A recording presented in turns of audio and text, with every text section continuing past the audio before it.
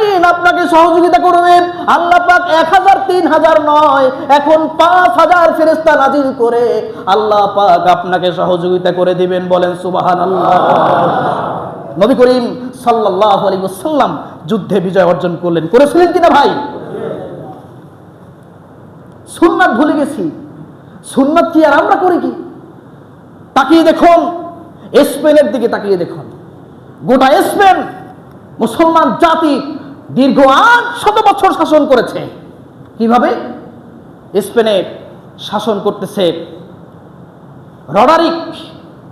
সেই রডারিক মুসলমানদের উপরে, অর্থাৎ ধর্মবীর ইহুদি খ্রিস্টান মুসলমান সবার উপরে সমানে নির্যাতন করতেছে। খবর গেল তারিক বিন জিয়াদের কাছে, উমাইয়াদের সেনাপতি। মধ্যপ্রাচ্যের মরক্কো থেকে ভূমধ্য সাগর পাড়ি দিয়া নৌকায় করে করে, পালতোলা নৌকা, ইঞ্জিন চালিত নৌকা নয়, পালতোলা ডিঙ্গি নৌকায় করে 7000 সৈন্য নিয়ে তারেক বিন জিয়াদ চলে গেল স্পেনে। কোথায় চলে গেছে বলেন? স্পেনে চলে গেছে। যে বলতেছে সৈন্যরা শোনো, এই যে নৌকায় চলে আসছি, এই নৌকা সবগুলো জ্বালাইয়া পুরাই আগুন দিয়ে ভস্ম করে দাও। নৌকা সব আগুন দিয়ে জ্বালাই দেওয়া হলো। এরপরে সেনাপতি বলতেছে নৌকা কি আর একটাও বাকি আছে? সৈন্যরা বলল যে না, একটা নৌকাও আর বাকি নেই। এবার বলল সামনে আসো। সামনে আসার পরে তারেক বিন জিয়াদ, সেনাপতি তারেক বিন জিয়াদ একটি বক্তৃতা দিয়েছিলেন সৈন্যদের উদ্দেশ্যে, যে বক্তৃতা কিয়ামত পর্যন্ত আরবি ইতিহাসের কিতাবে লেখা থাকবে স্বর্ণাক করে। কি বলেছিল?